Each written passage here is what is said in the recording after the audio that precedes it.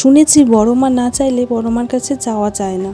আমি অনেক দিন ধরেই ভাবছি যাব, বিয়ের আগে থেকেই প্ল্যান করছি যাব পুজো দিতে, কিন্তু কোনো না কোনো কারণে আমার পুজো দেওয়া সম্ভব হয়ে উঠছে না। তো আগের দিন আমি আমার বরকে বললাম আমি বড় মার কাছে যাব, তো ওর কাজ থাকার কারণে ও বললো তুমি আর মা চলে যাও। তো এইদিকে আমি আর মা রেডি হয়ে বেরিয়ে পড়েছি। আর ওখানে টোটো ও বলে দিয়েছিল আগে থেকে। তো মায়ের এমনিও শরীরটা খারাপ, তো মাকে বললাম তুমি যাবে? মা বললো ঠিক আছে, আমার যদি শরীরটা ভালো লাগে আমি যাব।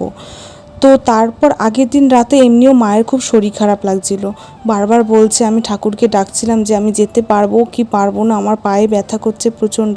যাই হোক, ঠাকুরের আশীর্বাদে যেতে পেরেছি। হয়তো ফাইনালি বড় মা আমাদের ডেকেছে, তাই হয়তো যেতে পেরেছি, কারণ বড় মা আমার উপর দয়া করেছে।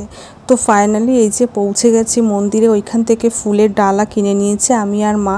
আর ভেতর ঢুকে গেছে, আর ভয় পাচ্ছিলাম যে ক্যামেরা করতে দেবে কি করতে দেবে না, তার জন্য দেখো ঠিক করে আমি ক্যামেরা করতে পারিনি। তাও খুব কম ভিড় ছিল, কারণ সেদিন সোমবার ছিল।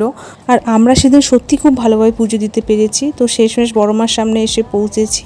জয় বড় মা, তুমিও ভালো থেকো, সবাইকে ভালো রেখো।